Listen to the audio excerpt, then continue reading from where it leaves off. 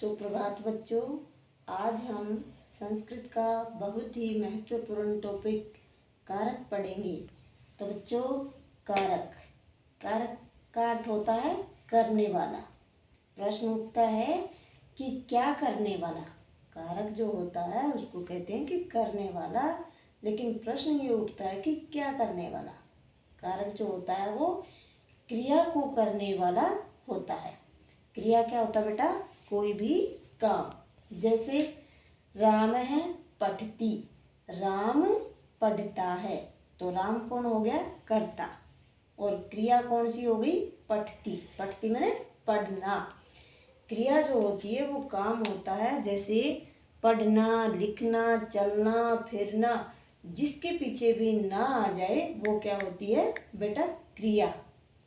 तो जो कारक होते हैं वो कितने होते हैं? 6। उनकी संख्या कितनी होती है? 6।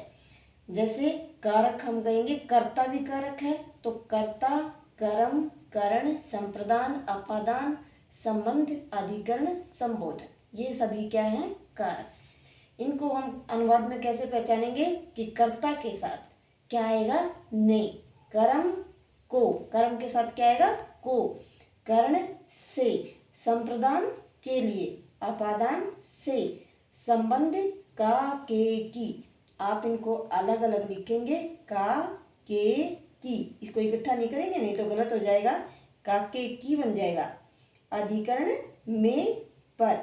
संबोधन का अर्थ होता है हे, अरे, भो, अर्थात किसी को पुकारना। तो ये आपको दो सेम दिखे होंगे, एक जैसे। एक तो तृतीया विभक्ति में, कर्ण कारक में।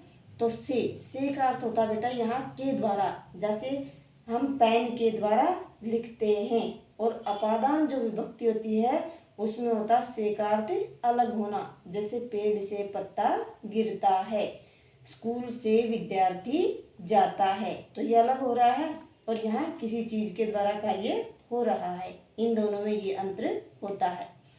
और फिर एक बात आपको नोट करके रखनी है कि जो संस्कृत में जब पूछा जाता है कि कारक कितने होते हैं, तो संस्कृत में कारक होते हैं बेटा 6। उसमें हम जो संबंध है, जो षष्ठी विभक्ति का जो संबंध है उसको और संबोधन को कारक की श्रेणी में नहीं गिनते हैं, क्योंकि इसका भी कोई कारण है। तो क्या कारण है इसका? कि इनका क्रिया के साथ सीधा संबंध नहीं होता है, इसलिए हम इनको कारक की श्रेणी में नहीं रखते हैं। इसलिए संस्कृत में 6 ही कारक माने गए हैं। एक तो संबंध को कारक नहीं माना गया है और एक संबोधन को कारक नहीं माना गया है। आप ध्यान रखेंगे, आपसे जब भी पूछा जाएगा कि कारक कितने होते हैं तो 6 होते हैं।